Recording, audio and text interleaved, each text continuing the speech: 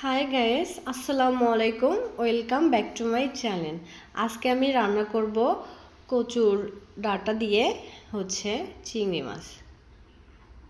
কচু শরীরের একটা অনেক উপকারী তরকারি। এটা খেলে শরীরের অনেক ধরনের ঘাটতি থাকলে পূরণ হয়ে যায়। আমি কচুগুলো ভালোভাবে ধুয়ে নিব।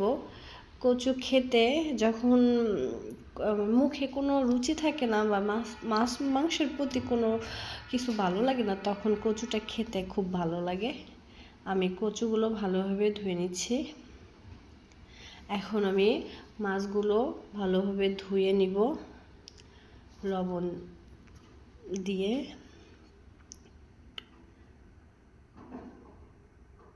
মাছ আমার ধোয়া শেষ হয়ে গেছে। এখন আমি মাছগুলো ভাজবো। এখানে সামান্য পরিমাণে লবণ, একটু হলুদ দিয়ে মাখাবো। মাখার পরে কড়াইয়ে তেল দিব।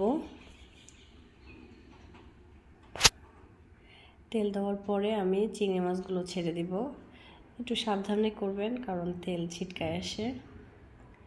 মাছগুলো ব্রাউন কালার না আসা পর্যন্ত ভাজতে হবে। মাছ ভাজা শেষ হলে আমি একটা বোলের মধ্যে নামাই নিব। একটু সাবধানে করতে হবে, কারণ মাছ ভাজার সময় তেলটা গায়ে ছিটকায় আসে।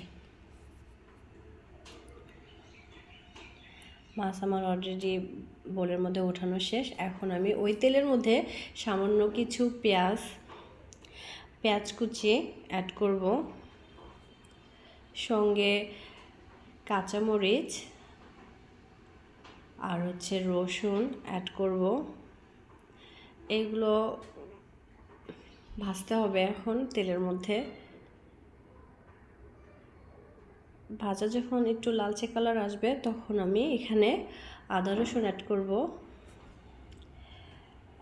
আদা রসুন বাটা অ্যাড করব।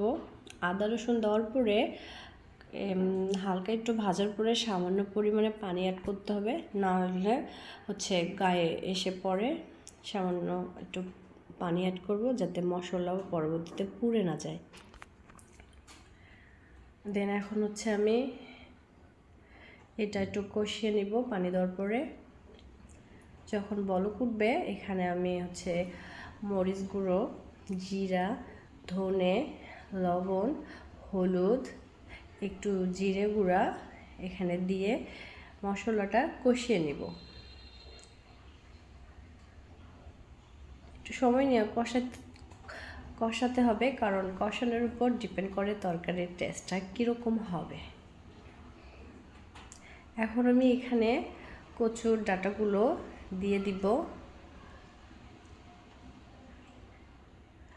কচুর ডাঁটা দেওয়ার পরে এটা নাড়াচাড়া করতে হবে, মশলা যেন মিক্স হয় কচুর ডাঁটার সঙ্গে।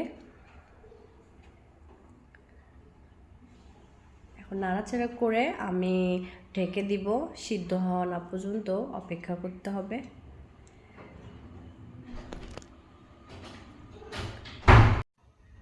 কচুটা যখন সিদ্ধ হয়ে আসবে, তখন আমি এখানে ভাজা চিংড়ি মাছটা দিয়ে দিব। দেওয়ার পরে কিছুক্ষণ জাল করে নিতে হবে।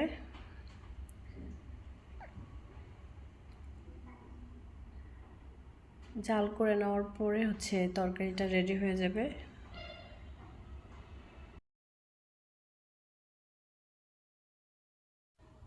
আমার তরকারি প্রায় অলমোস্ট রেডি। এটা দিয়ে ভাত খেতে অনেক মজা লাগে। আপনারাও বাসায় ট্রাই করবেন। আল্লাহ হাফেজ, ভালো থাকবেন। অবশ্যই আমার চ্যানেলটি সাবস্ক্রাইব করবেন।